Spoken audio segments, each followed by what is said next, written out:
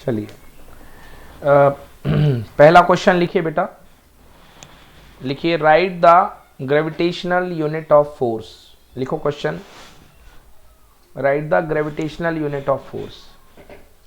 Force की gravitation unit क्या होती है और इसका एब्सोल्यूट यूनिट से रिलेशन बताओ। तो लिखो बच्चों, फोर्स की जो ग्रेविटेशनल यूनिट होती है वो होती है KGF, kilogram force, and 1 kilogram force equal to 9.8 Newton.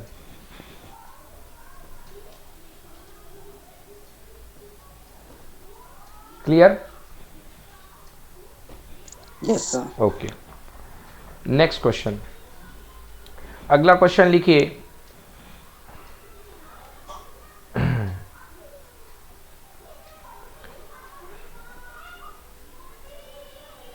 लिखिए when a vehicle is running out of mud. कोई व्हीकल जो है अगर वो कीचड़ से बाहर निकलता है, मतलब गाड़ी चल रही होती है और कीचड़ के ऊपर से, मड के ऊपर से निकलता है, तो वो जो मड होता है वो ऊपर क्यों फेंकता है? आप पीछे देखे होगे, मड जो होता है गाड़ी में वो ऊपर की तरफ जाया करता है, इसीलिए मड गार्ड लगाया जाता है। मड गार्ड मतलब कीचड़ को गार्ड करने वाला। लिखो, when a vehicle is going out of the mud,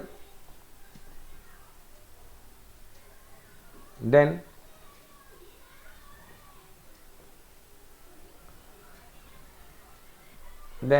what is the direction of the mud? तो मड की डायरेक्शन क्या होती है एंड वाई, और क्यों होती है? पढ़ो Harsh. Because of,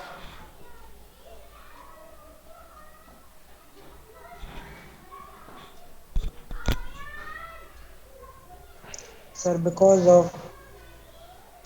because of inertia of direction when mud or sparks leave the rotating wheel, they try or follow a tangential linear motion due to the absence of external force on them. हाँ, तो जैसे ही चाहे mud हो या चाकू को धार रखने के लिए जब देखा होगा आपने, तो वो स्पार्क जो हुआ करता है वो इस डायरेक्शन में, नीचे की डायरेक्शन से ऊपर की तरफ फेंका करता है। तो बिकॉज क्योंकि पार्टिकल अपनी डायरेक्शन को, इनर्शिया की वजह से अपनी डायरेक्शन को चेंज नहीं होने देना चाहता, तो जब वो चक्के से छूटता है तो लीनियर टेंजेंशियल डायरेक्शन में जाता है। या एक लाइन में इसका answer, it is done due to inertia of direction. ये इनर्शिया ऑफ डायरेक्शन की वजह से होता है। डन? Yes sir. अगला क्वेश्चन, अगर किसी सिस्टम की टोटल मैकेनिकल एनर्जी कंजर्व रहती है, अगर किसी सिस्टम की टोटल मैकेनिकल एनर्जी कंजर्व रहती है, मतलब सेम रहती है बिफोर एंड आफ्टर, तो बताइए वर्किंग फोर्स किस नेचर का होगा? कंजर्वेटिव फोर्स होगा या नॉन कंजर्वेटिव फोर्स होगा?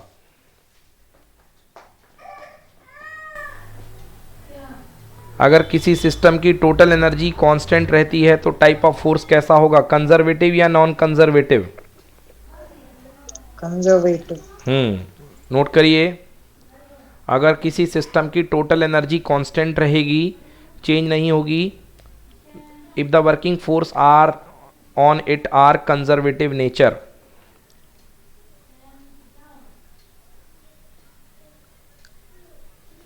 Clear?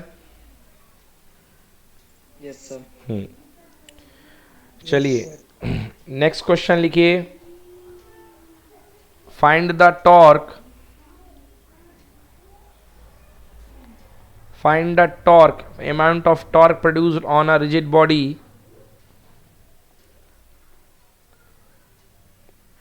of a force, find the torque of a force applied on a rigid body when it is applied on axis of rotation।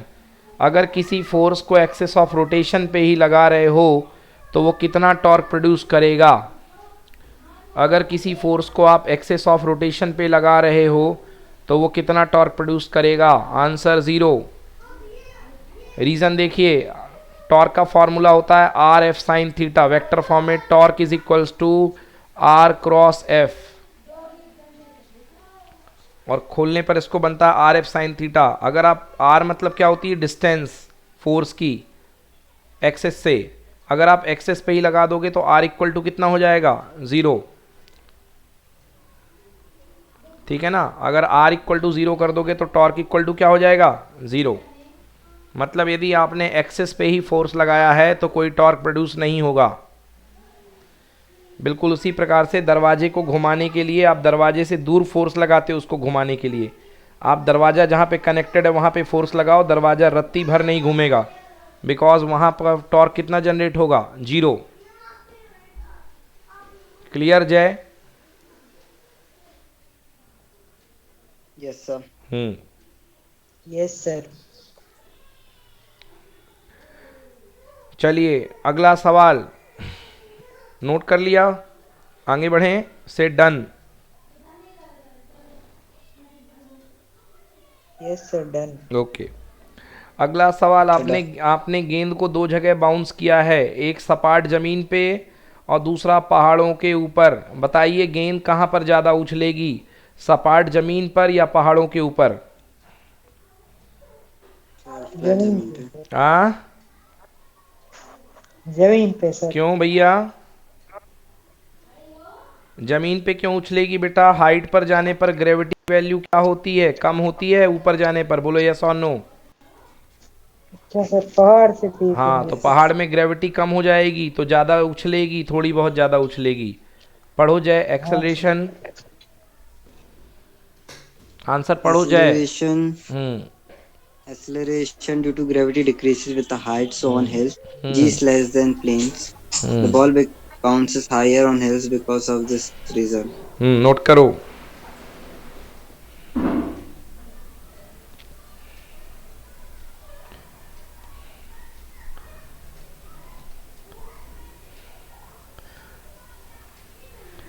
ठीक है,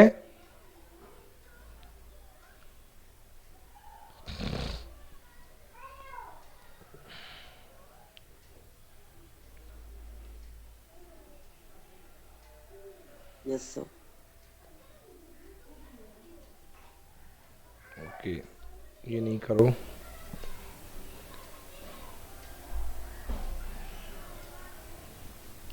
okay, इक्वे जो value of acceleration due to gravity at height h, depth d and equator on the poles vary होती है। इन जगहों पर gravity fix नहीं होती, बदलती है।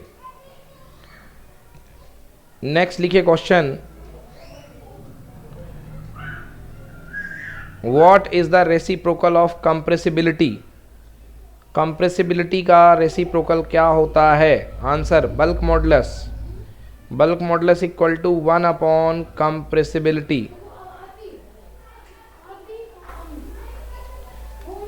कंप्रेसिबिलिटी का जो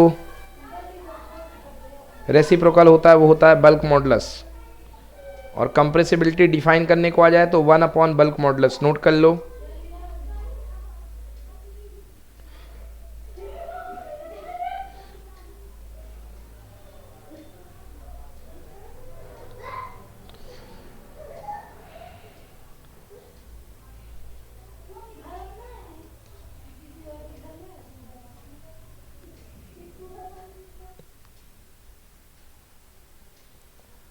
क्लियर?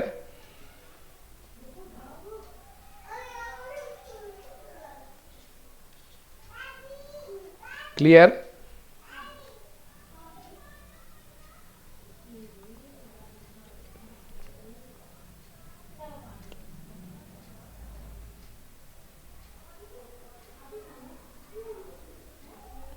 क्या हुआ भाई?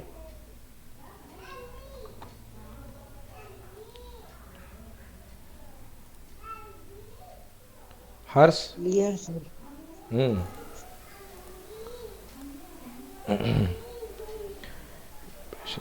escaping molecules have high kinetic energy, hence the average kinetic energy of the molecules left behind decreases.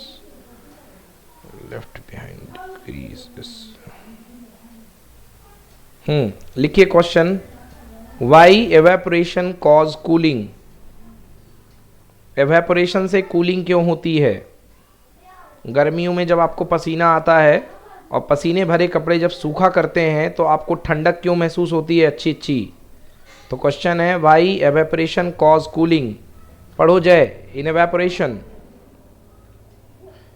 In evaporation, Escaping molecules have higher kinetic energy, hence the average kinetic energy of the molecule left behind decreases. As average kinetic energy is directly related with temperature, hence evaporation causes cooling. Note कर लीजिए। Evaporation में क्या होता है, जो पसीने के जो मतलब मॉलिक्यूल्स होते हैं हाई एनर्जी के, वो अपनी एनर्जी लेकर के निकल जाते हैं, समझ गए ना। तो जहाँ पे जो जोन से वो निकलते हैं तो वहाँ पर क्या कर देते हैं, एनर्जी वहाँ की कम हो जाती है, एनर्जी कम हो जाएगी और kinetic energy proportional to temperature. तो लो एनर्जी वाले मॉलिक्यूल्स की टेम्परेचर कम होता है, इस वजह से कूलिंग फील होती है। क्योंकि हाई एनर्जी के मॉलिक्यूल जो होते हैं वो आपकी बॉडी से एनर्जी लेके, हीटिंग लेके एस्केप कर जाते हैं, इसलिए आपकी बॉडी की हीट जो होती है वो कम होती जाती है और आपको ठंडक महसूस होती है। तो this is the reason that evaporation cause cooling.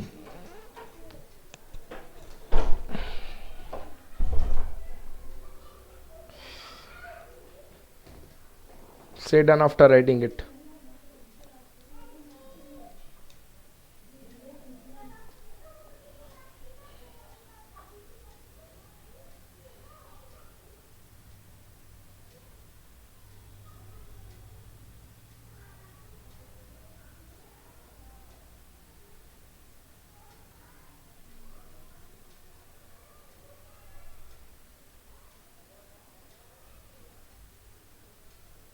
Answer. Okay.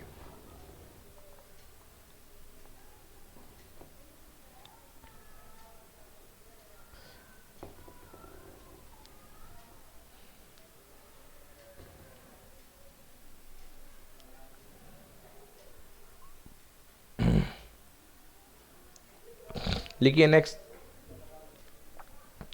Right the principle of simple harmonic motion. SHM का प्रिंसिपल लिखिए, सिंपल हार्मोनिक मोशन का प्रिंसिपल लिखेंगे। लिखिए, एसएचएम का प्रिंसिपल होता है बच्चों restoring force proportional to x, और ये हमेशा डिस्प्लेसमेंट के बैक डायरेक्शन में लगता है। पढ़ो जय, restoring force Restoring force which is directly proportional to the displacement of a particle from its position and acts toward the center mean position of the particle. Yes, तो restoring force हमेशा mean position की तरफ लगा करता है। जैसे एक bowl में एक मोती को लेकर के आप इसको हिलाना शुरू कर दो, तो जब ये मोती इधर जाएगा तो इस पर फोर्स ये लगेगा, बिकॉज ये मीन पोजीशन है, and this mean position is called x equal to 0। So this is the principle of S H M, F is proportional to minus x, force proportional to minus x. ये simple harmonic motion का principle है। Done? Yes, sir. Okay, write the next question. Why sound wave cannot travel in vacuum? अगला, sound wave vacuum में travel क्यों नहीं कर पाती है? बहुत ही simple question. Sound wave is a mechanical wave and mechanical wave को चलने के लिए मटेरियल की रिक्वायरमेंट होती है, मगर वैक्यूम में कोई मटेरियल नहीं है, इसलिए साउंड वेव एक मैकेनिकल वेव है, इसलिए ये नहीं चल पाएगी वैक्यूम में। लिख लीजिए, देखिए, sound wave is a mechanical wave which require material medium to travel, so it cannot propagate in vacuum or it cannot travel through vacuum because vacuum having no matter, no material, no particles, no elasticity, क्योंकि particle ही नहीं है तो काहे की elasticity.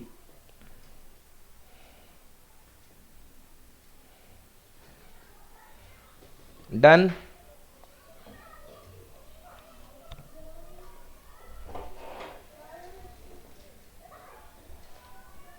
Yes, sir. Done.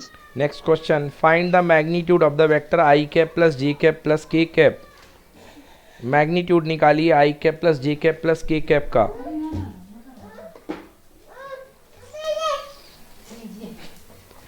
Find the magnitude of the vector I cap plus J cap plus के cap. बेटा ये पक्का आएगा एक क्वेश्चन 1 नंबर का। क्या होता है बेटा? Under root a square plus b square plus c square. I cap का मैग्नीट्यूड ये क्या है? कोफिशिएंट 1, तो 1 का स्क्वायर प्लस 1 का स्क्वायर प्लस 1 का square, answer √3। This is the answer.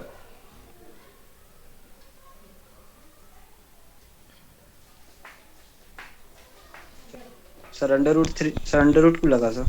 बेटा वो फॉर्मूला होता है ना, under root a square plus b square plus c square, magnitude का फॉर्मूला ही होता है a i cap plus b j cap plus c k cap का मैग्नीट्यूड क्या होता है बेटा, under root a square plus b square plus c square. Derive करते हैं तो आता है कि नहीं आता, बताओ,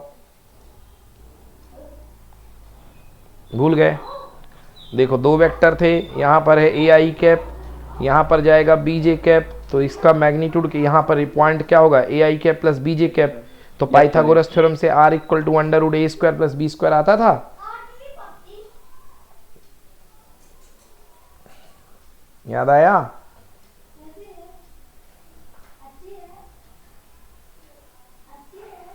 yes sir. That is the reason. Clear? Yes sir, आ गया सर। लिखिए, calculate the mass of the object. अगला question, calculate the mass of the object and its weight, mass of the object and its weight at the centre of the earth.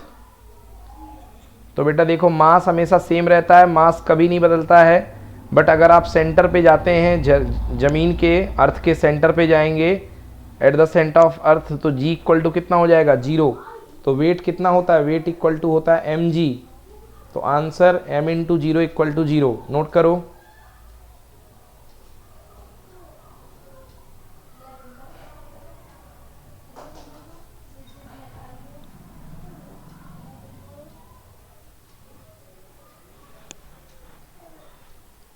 Okay, so mass of the object remain same but weight becomes 0। तो अर्थ पे g की value 0 होती है तो weightless हो जाएगी body, मतलब g equal to 0 हो जाएगा। Okay,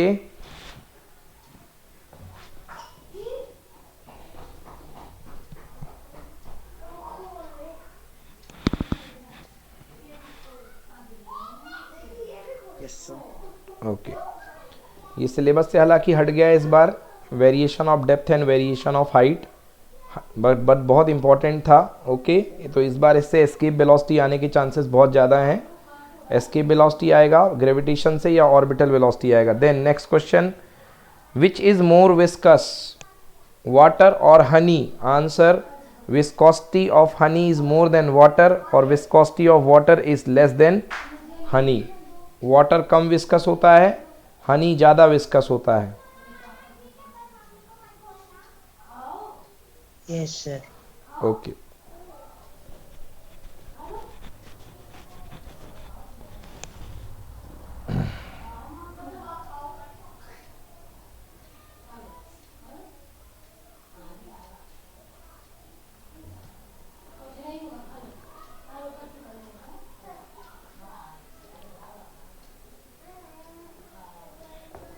clear?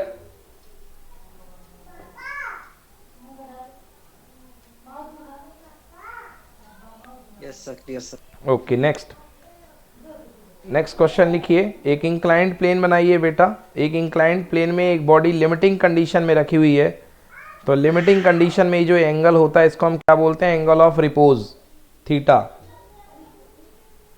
Angle of repose theta, ये पक्का आया था, बहुत बार आया बेटा, एंगल ऑफ रिपोज और एंगल ऑफ फ्रिक्शन। प्रूफ इसका करने को बहुत ज़्यादा आता है, एंगल ऑफ फ्रिक्शन और एंगल ऑफ रिपोज का प्रूफ। तो कोई बॉडी रखी हुई है एंगल ऑफ रिपोज थीटा पे, ओके, तो बेटा नीचे क्या लगेगा, डाउनवर्ड फोर्स लगता है एम जी। इधर क्या लगेगा बेटा, एक force m g cos theta. इधर पे क्या लगेगा बेटा, एम जी साइन थीटा। इधर पे क्या लगेगा बेटा, friction force, yes, friction force को F मान लो। तो बेटा दो इक्वेशन बना दो, अगर बॉडी गिरने ही वाली है, इक्विलिब्रियम में है, तो इक्विलिब्रियम में friction force equal to m g sine theta. तो लिखो F equal to m g sine theta. Okay, and normal reaction N को कौन बैलेंस करेगा, एम जी कॉस थीटा। नीचे लिखो N equal to m g cos theta, m equal to m g cos theta. दोनों को divide कर दो बच्चों,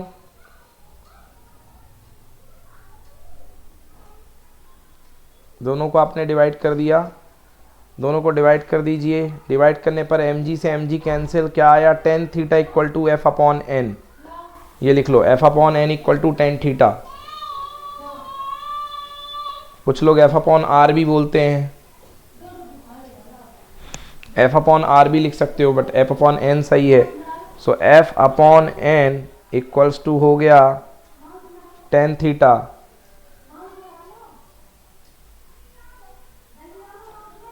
नाउ फ्रिक्शन का लॉ क्या होता है बच्चों?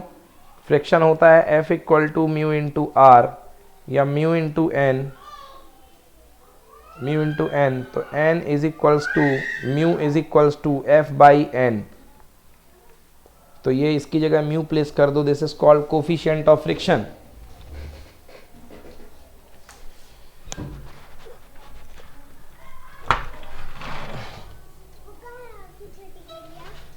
अंदर है, which is called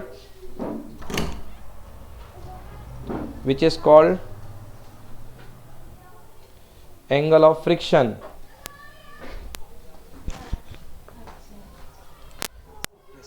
Okay, sorry, coefficient of friction, mu is called coefficient of friction। okay, so बेटा क्या बन गया, mu is equal to tan theta. Theta क्या है बेटा, angle of repose. Mu is equal to tan theta, मतलब coefficient of friction angle of repose के tangent के इक्वल होता है। लिखो hence coefficient of friction is, hence coefficient of friction is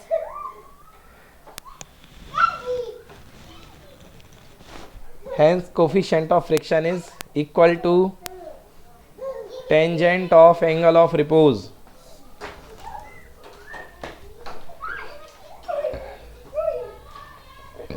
tangent of angle of repose, ठीक है। चलिए ये हो गया।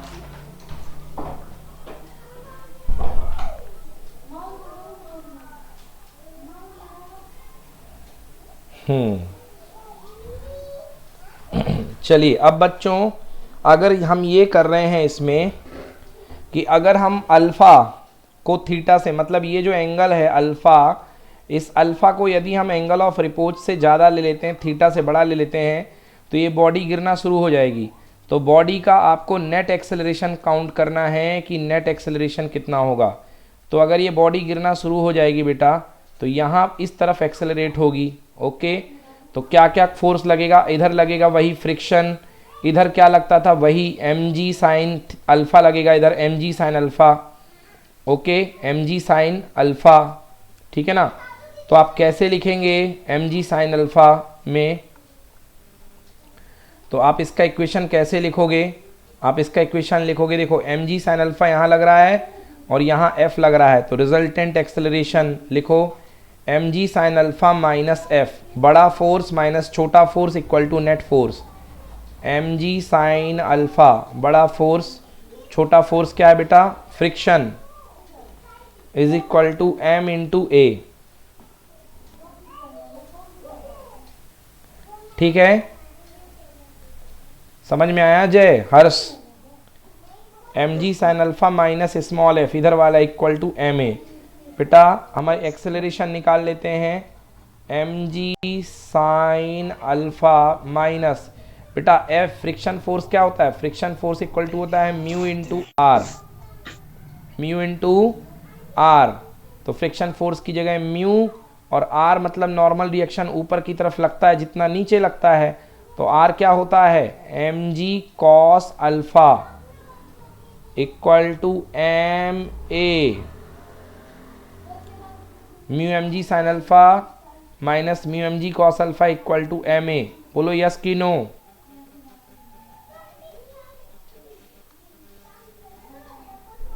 नहीं आया समझ में?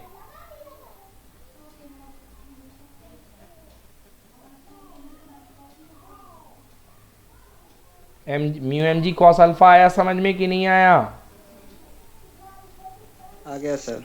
ओके, m से m कैंसिल कर दो, तो m इधर भी कैंसिल, तो बेटा क्या बन गया एक्सेलरेशन, एक्सेलरेशन बन गया g sine alpha minus mu g cos alpha. लिखो A equals to sir.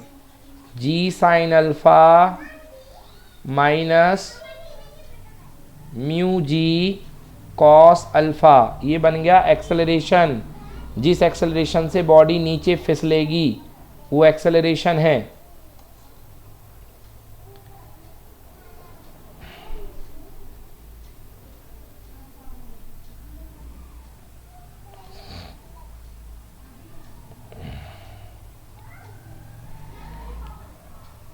Clear?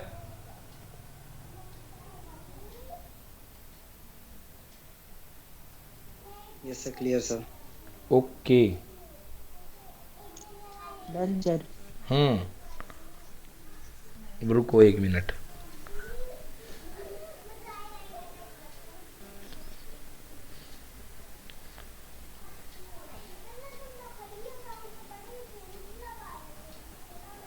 Theta plus F, इसको ए एक्सेलरेशन से खींचा जा रहा है, तो एम जी साइन अल्फा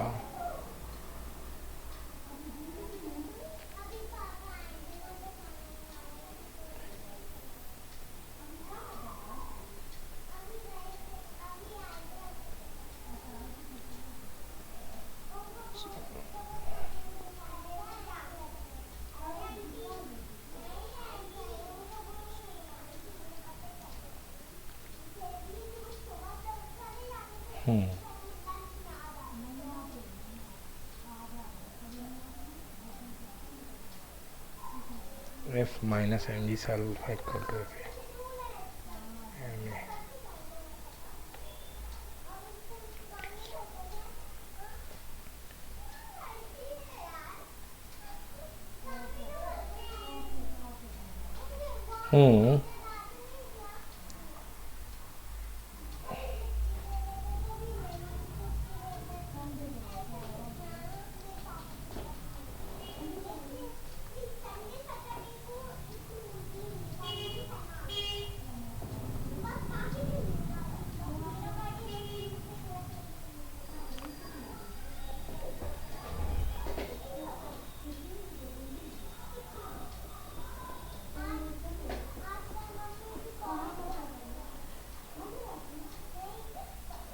यदि इसको इस इधर से फोर्स से खींचा जा रहा है तो फ्रिक्शन भी यहीं पर लगेगा।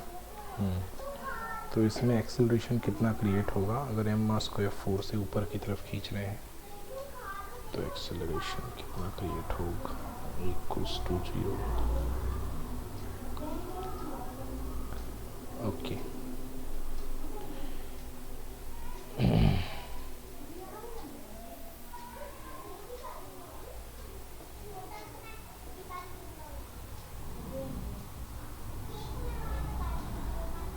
चलिए बच्चों लिखिए। अब इसमें यह है बेटा कि अगर हम इसको ए एक्सेलरेशन से ऊपर की तरफ खींचें, अगर हम इसको एफ फोर्स लगा करके ए एक्सेलरेशन से ऊपर की तरफ खींचें तो बताइए कि कितना फोर्स लगाना पड़ेगा। ये इसमें पूछा गया है कि कितना फोर्स लगाना पड़ेगा अगर इसको हम यूनिफॉर्मली मूव करना चाहें। चलिए देखिए, तो बच्चों अगर आप यहाँ पर एफ फोर्स लगाते हो, बाहर से एफ फोर्स लगाते हो, तो क्योंकि आप इस तरफ पुल कर रहे हो तो फ्रिक्शन किस तरफ जनरेट होगा, इधर की तरफ। तो फ्रिक्शन आपका इधर की तरफ जनरेट होगा। तो अब आपके दो कंपोनेंट हो गए, एम जी साइन अल्फा, और दूसरा आपके पास क्या जनरेट हो गया आपका, फ्रिक्शन वाला। M g sine alpha plus friction equals to external force F. लिखो ओके। यूनिफॉर्म मोशन में ए इक्वल्स टू 0 के लिए इधर वाला फोर्स इक्वल टू इधर वाला फोर्स, मतलब F equal to m g sine alpha plus F for friction, friction मतलब mu into are, mu into r. Okay clear? R की वैल्यू पुट कर दो। R इक्वल टू क्या होगा बेटा, एम जी कॉस अल्फा। तो F equal to m g sine alpha plus mu into m g cos alpha. अगर आपको acceleration निकालना है तो F equal to mass into acceleration से रिप्लेस कर दो। तो मास इंटू एक्सेलरेशन, m कॉमन ले लो बेटा, तो यहाँ पे आ जाएगा कितना, g sine alpha plus mu g cos alpha, g sine alpha plus mu g cos alpha. तो m से m कैंसिल, एक्सेलरेशन की वैल्यू मैं यहाँ लिख देता हूँ। अगर आप अपवर्ड पुल कर रहे हो इसको, जी sine alpha plus mu g cos alpha पुल करने के लिए।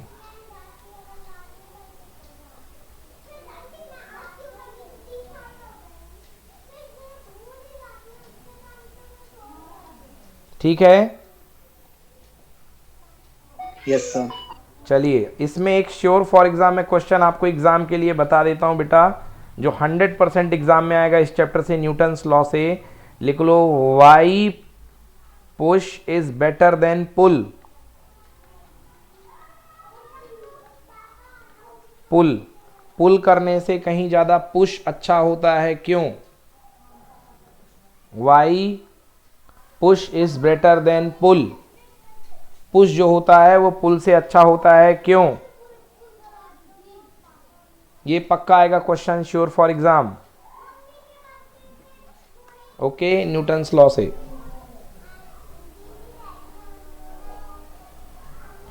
चलिए नेक्स्ट लिखिए, डिपेंडेंसी ऑफ फ्रिक्शन। फ्रिक्शन जो होता है सरफेस एरिया से डिपेंड नहीं करता है, वो सरफेस एरिया पे डिपेंड नहीं करता है, रेदर वो नेचर ऑफ द सरफेस पे डिपेंड करता है।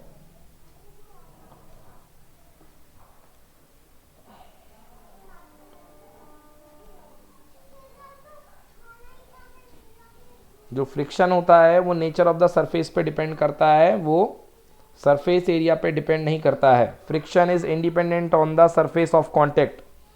तो पूछेगा कि क्या सरफेस एरिया पे फ्रिक्शन डिपेंड करता है? No, nature of the surface पे डिपेंड करता है।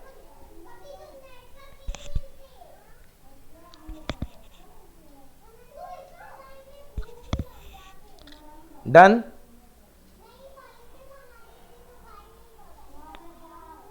Yes sir. अगला क्वेश्चन लिखिए, डिफाइन एंगल ऑफ फ्रिक्शन। बेटा एंगल ऑफ फ्रिक्शन को इन लोगों ने थीटा से दिखाया है, बट एनसीईआरटी में लैम्डा से दिखाया गया है। लैम्डा से दिखाया गया है। एंगल ऑफ फ्रिक्शन जो होता है लैम्डा हुआ करता है। डिफाइन एंगल ऑफ फ्रिक्शन लिखो। एंगल ऑफ फ्रिक्शन किसका किसका एंगल होता है बेटा? रिजल्टेंट का नॉर्मल रिएक्शन के साथ। It is the angle which the resultant of the force of limiting friction and normal reaction makes with the direction of normal reaction. Very important. ये जो रिजल्टेंट होता है इन दोनों का, ये नॉर्मल के साथ जो एंगल बनाता है इसको बोलते हैं हम लोग angle of friction, denoted by lambda. इसको लैम्डा से डिनोट करते हैं। Yes sir. याद रखिएगा बच्चों, mu is equal to tan theta भी होता है और mu is equal to tan lambda भी होता है। तो mu is equal to tan theta भी होता है, mu is equal to tan lambda. तो राइट पार्ट को इक्वल कर दो, तो theta is equal to lambda, मतलब angle of repose equal to angle of friction. Very important derivation.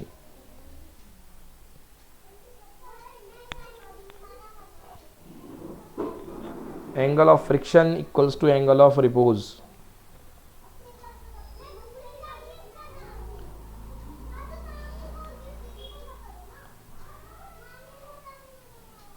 Okay then done.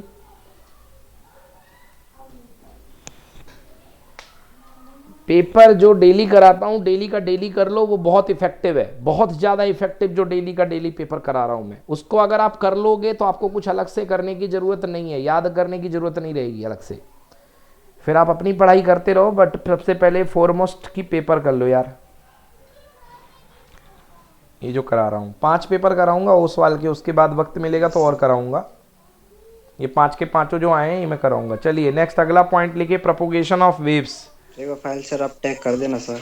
Obviously बेटा, बिल्कुल दे दूंगा आपको, एक एक करके देता जाऊंगा। फर्स्ट वाली दे दूंगा, अभी तो डाली नहीं है, अभी डाल दूंगा। प्रोपोगेशन ऑफ वेव्स नंबर 1 बेटा, ह्यूमिडिटी के साथ वेव की स्पीड बढ़ती जाती है। Temperature of the medium effect the wavelength of the sound. Third का बी, ये मैच द कॉलम था actually. During the propagation of waves energy is transmitted. सबको पता है एनर्जी ट्रांसमिट होती है। Mechanical wave can propagate through mediums. बिल्कुल सही बात है। There is no transfer of heat from compression and rarefaction of the air bed conductor of heat. Time of compression rarefaction is too small. Yes, इसीलिए sound wave को क्या माना गया है, साउंड वेव का प्रोपोगेशन एडियाबैटिक माना गया है, बिकॉज हीट ट्रांसफर नहीं होती है. तो ये लर्निंग फैक्ट है, ये याद रखिएगा, ज़्यादा कुछ इंपॉर्टेंट नहीं है इसमें, लर्निंग फैक्ट है.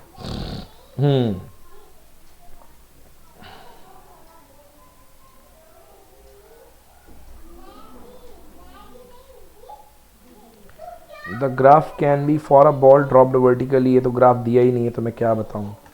With some height and d/2 becomes 0. It is the product of a pure number and velocity, hence it is in product of the 35 towards east. It is the product of a scalar time, hence unit of the product will be h kilometer. Thus the product of a displacement magnitude towards east. छोड़ दो इसको भी.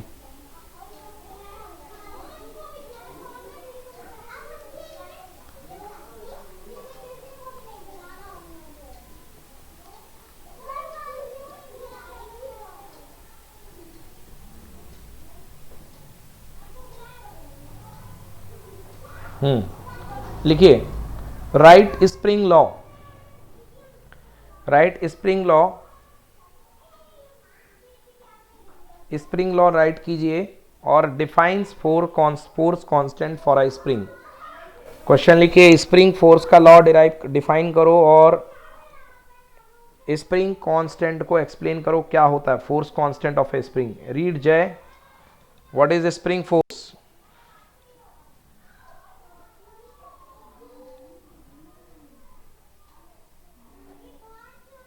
Read please.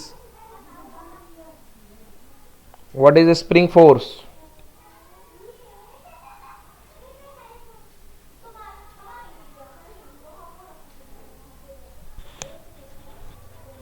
बेटा सुन नहीं रहे हो क्या? Hello,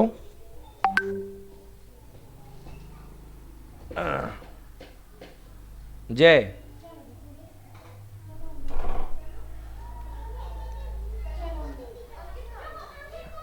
Spring force is the restoring force arising because of the compression or extension of the spring. Spring force F is proportional to negative of x, F equal to minus x, where x is the change in length, as F equal to minus kx, where k is a constant called spring constant or force constant. The negative sign indicate that the spring force is opposite to the direction of displacement of spring from its normal position. ठीक है, तो ये spring force के बारे में सारी बातें कर दी गई यहां पे.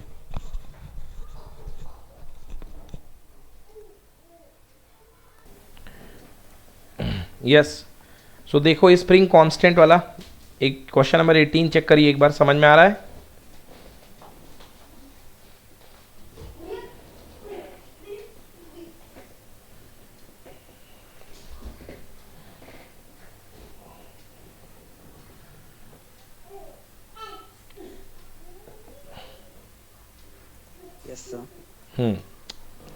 चलो ठीक है, चलें अगला क्वेश्चन करें. अगला क्वेश्चन लिखो, if momentum of a body is changed by 50%. अगर किसी बॉडी का मोमेंटम 50% से चेंज कर दिया जाता है, अगर किसी बॉडी का मोमेंटम 50% से चेंज कर दिया जाता है, then what will be percentage change in kinetic energy. तो बताइए उस बॉडी की काइनेटिक एनर्जी में कितना चेंज आएगा. क्वेश्चन लिखा, then what will be the percentage change in the kinetic energy of the body. तो बॉडी की काइनेटिक एनर्जी में कितना चेंज आएगा. क्लियर. देखिए देखिए मोमेंटम किसी बॉडी का मान लो इनिशियल मोमेंटम कितना था, P1 इक्वल टू P था. अब क्या किया गया बेटा, बॉडी में काइनेटिक एनर्जी में मोमेंटम में 50% चेंज हो गया. मतलब जो नया मोमेंटम था P डैश, वो पुराने मोमेंटम का 50%. 50% कितना होता है बेटा, आधा, P प्लस P/2. तो मतलब नया मोमेंटम कितना हो गया 2p प्लस पी, मतलब कि 3p/2। ये हो गया नया मोमेंटम, बोलो यस। पुराने मोमेंटम Yes. में 50% ऐड कर दिया गया, तो नया मोमेंटम 3p/2 हो जाएगा कि नहीं होएगा?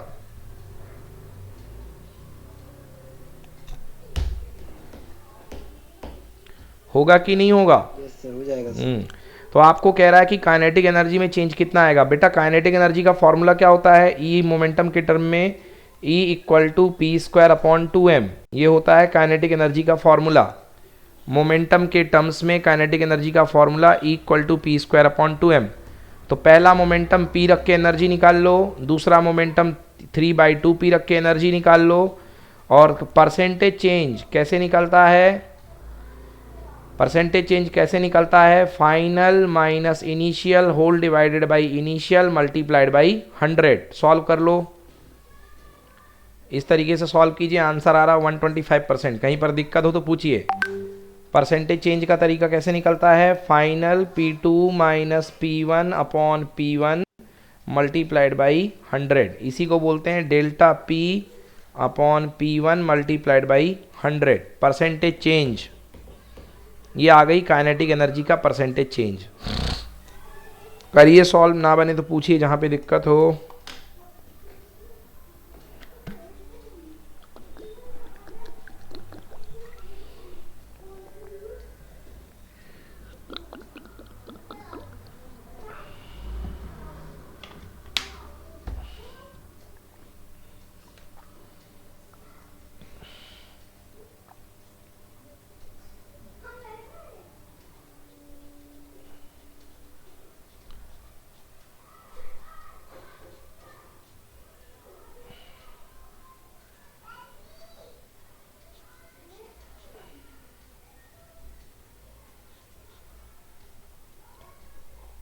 डन।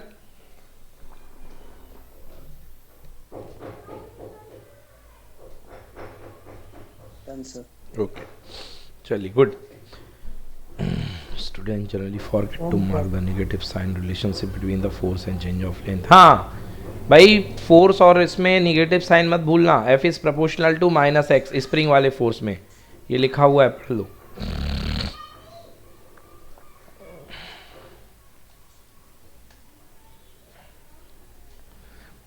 लिखिए question next. Convert newton into dyne. Convert एक न्यूटन को डाइन में बदलो, या establish the relation between SI unit and CGS unit of a force.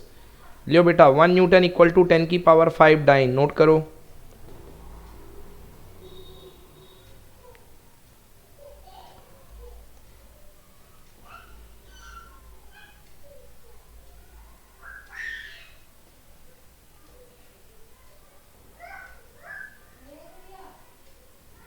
Note करिए न्यूटन को डाइन में बदलने का तरीका। तो 1 Yes, newton sir. Equals to 10⁵ dyne. कर लिया?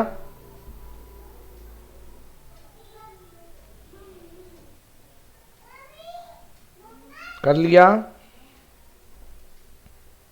यस सर, कर लिया सर। ओके। ऐसी बॉडी जिस पे फोर्स लगाने पर उसका शेप चेंज नहीं होता है, बल्कि वो फूट जाती है, टूट जाती है, जैसे कोयला, उस बॉडी को बोलते हैं ब्रिटल बॉडी। क्या बोलते हैं? ब्रिटल। उस बॉडी को अपन ब्रिटल बॉडी बोलते हैं। Brittle body.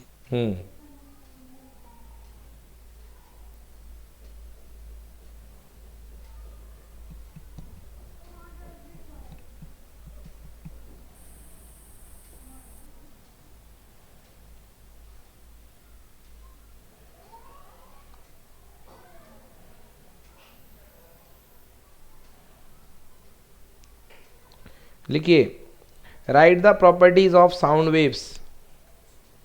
क्वेश्चन लिखिए, write the properties of sound waves. Sound wave की प्रॉपर्टी बताइए। पढ़ो जय, प्रॉपर्टी पढ़िए। Sound waves are mechanical waves which are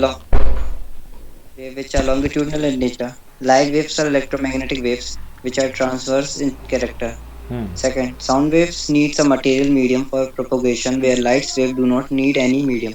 Third, velocity of sound waves in air at 0 degrees Celsius is similar to 332 meter is per near second, where about velocity of is light near waves in air about 332 meter per second, and whereas from the velocity vacuum of light is equals to 3 3 into 10 की into power 10.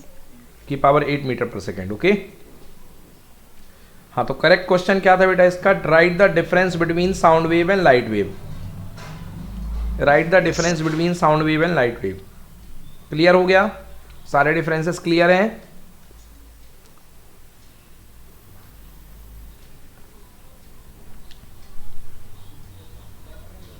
Clear हैं? पढ़ लो एक बार अच्छे से. कोई दिक्कत हो तो बताओ. Yes sir, clear. Okay. Yes sir. Okay.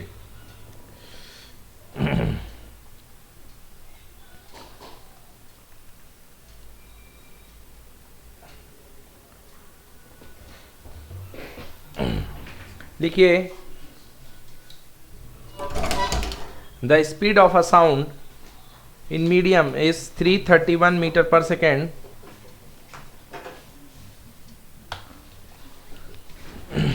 The speed of a sound in a medium is 331 meter per second.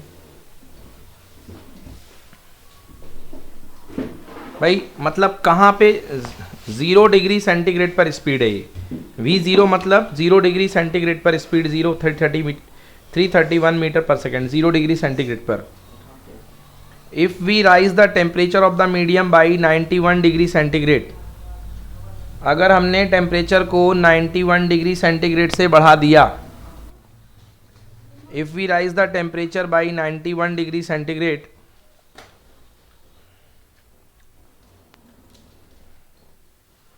and change the pressure by 2 times,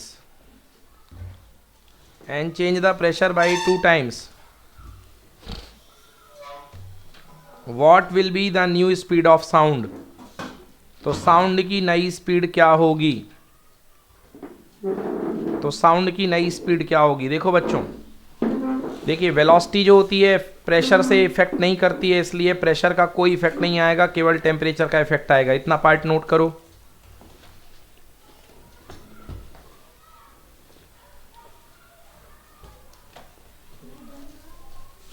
Okay sir. Note कर लिया?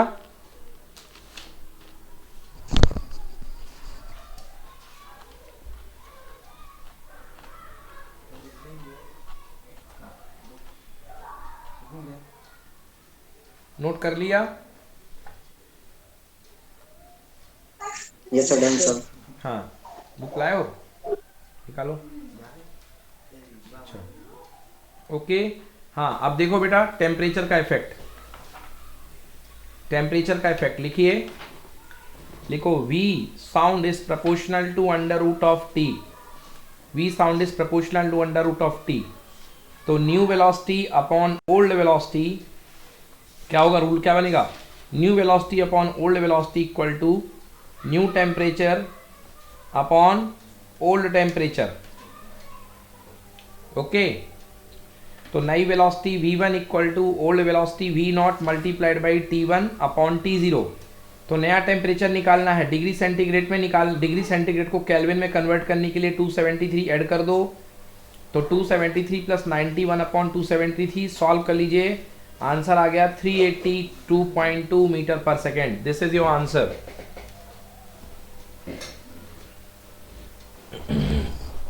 आया समझ में? कोई दिक्कत?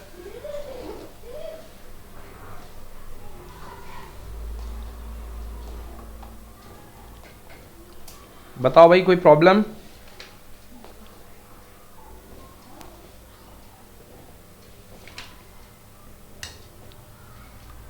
No sir. ओके, ठीक है जी. तो ये आज की क्लास के लिए इतना ही. ठीक ना? मैं ये शीट भेज रहा हूँ, आप लोग अच्छे से रिवाइज करके रखिए. Thank you so much.